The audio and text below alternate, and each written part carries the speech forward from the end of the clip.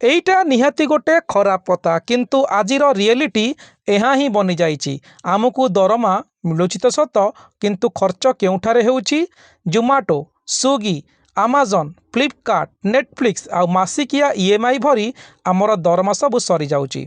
Investment कथा पचारिले next month को देखिबा बोली कहउचंती आउ आमर इन्वेस्टमेंट रहिछि पूरा जीरो। किंतु आजिर एही एपिसोड रे आमे आपन को कहिबू एक दमदार इन्वेस्टमेंट प्लान जहाँ को आपण निज मोबाइल साहाय्य ओपन करी इन्वेस्टमेंट करि परिबे। आपणकर इच्छा मुताबक 100 टंका रु 200 टंका 500 टंका आपणकर जेते इच्छा आपण इन्वेस्ट करि परिबे। आ एथिरे मध्ये आपण को बहुत वेल्थ क्रिएशन करिकि देई थाए। एथि सहित जो माने स्वल्प वेतनधारी कर्मचारी तांकर दरमा 10,000 रु 15,000 टंका अछि। एही एपिसोड रे आमे आपण को कहिबू आपण इन्वेस्टमेंट करी निज पई फ्यूचर रे 1 कोटी रु अधिक टंकार एक वेल्थ क्रिएशन करि परिबे। सेति आपण को वीडियोटी को संपूर्ण देखिबार प्रयास करंतु। आजिर एही एपिसोड को पूरा एंटरटेनमेंट करिबा। वीडियो रे कोनोसी बोरिंग कथा रहिबनी।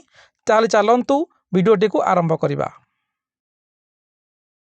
आमे आपण को 4टी इन्वेस्टमेंट ऑप्शन विषय रे कहिबू। आउ एही ऑप्शन मध्यरु सबुठारु गोटे दमदार ऑप्शन आपण पई के रहिछि। तेणु करी वीडियोटी को आपण शेष पर्यंत देखिबार प्रयास करंतु। प्रथम ऑप्शन टी रहिछि एफडी माने फिक्स डिपॉजिट। एफडी करबा को समस्त को भलो लागे किंतु एफडी रो इंटरेस्ट रेट देखिले समस्तकर मन टिके उणा हो जाए किंतु तथापि एफडी को समस्त भल पाती। एफडी को लोक माने एमिति भाबुचंती जेमिति कि गोटे भलो 5 स्टार होटल जाई कि पखाळ भात और साग भजा खाइला बळी। काहे कि ना एफडी रे इंटरेस्ट बहुत कम मिलता है जहा कि नेग्लिजिबल बेलिया। आसंतु एक डाटा देखिबा। सपोज जनकर सैलरी अछि 10,000 टंका सेतेरु सीए 30% निज पई बंचेइबे इन्वेस्टमेंट करिया पई माने 3,000 टंका। जदि एफडी रे एहा को से माने निवेश करूचंती एफडी रे जदि 6% इंटरेस्ट मिलुची ताले 10 वर्ष रे तांको मिलिबो 7 लाख टंका। 20 वर्ष जदि इन्वेस्टमेंट करंती ताले मिलिबो 33 लाख टंका। आउ जदि 40 वर्ष पर्यंत निवेश करंती ताहले मिलिबो 3 कोटी 30 लाख टंका। किंतु आपण देखि नियंतु बा जानि नियंतु जे 40 वर्ष परे इन्फ्लेशन रेट कोउठी पहुंचीथिबो आउ दरदाम केउठारे पहुंचीथिबो आउ 3 कोटी 30 लाख टंकार मूल्य केतिकी थिबो। जदि आमे इन्फ्लेशन सहित एहा को कैलकुलेशन करि देखिबा एहार मूल्य 70 रु 80 लाख टंका आसीबो। एबे आसंतु जानिबा ऑप्शन 2 को। ऑप्शन 2 रे आमे आपण पई कहउचु mutual fund investment. Mutual fund investment रे आपण को सर्वाधिक रिटर्न मिलता है आउ एथिरे आपणकर रिस्क फैक्टर जेहेतु थाए ताहा मध्य आपण नेग्लिजिबल बोली भाबंतु। एथिरे आपण को 12 रु 15% रिटर्न एनुअल मिल जाय थाए।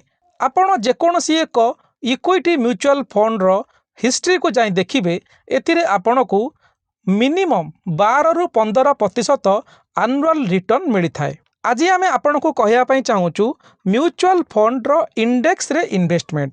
आपणकर मासकू जो 3,000 टंका बंचौचंती सेथिरे 70% आपण निफ्टी 50 इंडेक्स फंड रे इन्वेस्टमेंट करिवे, 20% मिड कैप इंडेक्स फंड रे निवेश करिवे आउ 10% स्मॉल कैप इंडेक्स फंड रे निवेश करिवे। आमे इंडेक्स फंड को 3 भाग रे विभक्त करिचु आउ आपणकर निवेश को 3टी सेपरेटली इन्वेस्टमेंट करिया पई कहउछु। जदि आपण एही रेशियो अनुसार निवेश करंती मासकू 3,000 टंका ताहले 10 वर्ष रे आपण को टोटल मिलिबो 9 लाख टंका। जदि आपण एही इन्वेस्टमेंट को कंटिन्यू करी रखंती ताहले 20 वर्ष रे आपण को मिलिबो 63 लाख टंका। आउ जदि आपण 30 वर्ष पर्यंत एही स्कीम को निवेश करी चलंती ताहले एथिरे आपण को टोटल मिलिबो 3 कोटी 30 लाख टंका।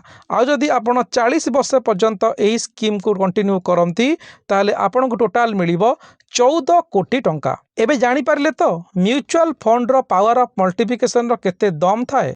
जदि आमे कंपेयर करिबा एफडी आउ इंडेक्स फंड म्यूचुअल फंड रो निवेश रे ताहले 40 वर्ष रे आपण को एफडी रे 3 कोटी 30 लाख मिलुथिबा बेले आपणकर म्यूचुअल फंड इंडेक्स फंड रो निवेश रे आपण को 40 वर्ष रे मिलुची 14 कोटी टंका। हाँ आज्ञा किंतु एही फंड ऊपर बा नीचे हेई पारे कहीं म्यूचुअल फंड रे रिस्क फैक्टर रही थाए एथिरे कौनसी ग्यारंटी न थाए आपणकर निवेश रिस्क रे रही थाए एथिरे तळ ऊपर हेई पारे एक्जाक्ट फिगर आपण को न आसी पारे या ठारू अधिका आपण को आसी पारे नचेत या ठारू कम जदि आमे थर्ड ऑप्शन को कहिबा थर्ड ऑप्शन होउची हाई रिस्क फंड यह ही एक होउची म्यूचुअल फंड रो निवेश किंतु आमे एहार रेशियो को अलगा कर देइचु जदि आपण को हाई इंटरेस्ट दरकार ताले आपण को हाई रिस्क मध्य नबाकू पड़िबो आपणकर प्रति मासर निवेश को आपण एपरी सेपरेटली निवेश करिवे एही रेशियो अनुसार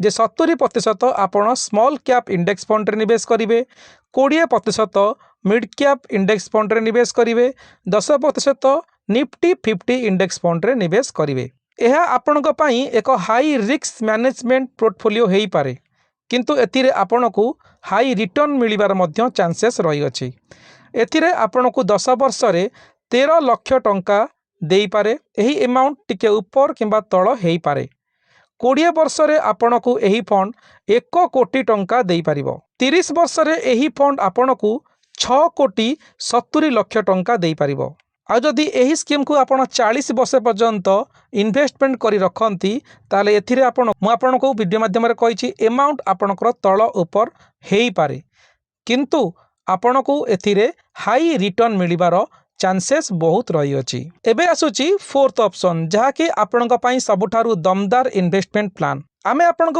एहिति पई दमदार इन्वेस्टमेंट प्लान कहू अछु जदि आपणक पाखरे कोनोसी सैलरी बंचू नाही इन्वेस्ट करबा पई आपण पाखरे 100 200 500 टंका जहाँ भी बड़ी जाउची आपण निज मोबाइल साहाय्य एथिरे निवेश करि परिबे आमे आपण को कहबा पई चाहूचु डायरेक्ट स्टॉक रे इन्वेस्टमेंट आपण जदि चाहिए निज मोबाइल साहाय्य कौनसी भी स्टॉक एक्सचेंज रो प्लेटफॉर्म को डाउनलोड करी आपण सेथिरे निजर स्टॉक रे निवेश करिबा आरंभ करि परिबे निजर रिसर्च करंतु केउ स्टॉक रे निवेश कले आपण को लाभवान होई परिबे ताहा आपण देखंतु जदि आपण आप टी को डाउनलोड करिया पई चाहउचंती आमे डिस्क्रिप्शन बॉक्स रे लिंक दे देइचु सेथिरु आपण डाउनलोड मध्य करि परिबे एही ऐप को डाउनलोड करी एथिरे आपण म्यूचुअल फंड भी करि परिबे स्टॉक रे निवेश करि परिबे जहा कि निजर इच्छा मुताबक जेमिति कि आपण 100 टंका 200 टंका 500 टंका जहा भी आपण प्रति मासरे बळी पडुची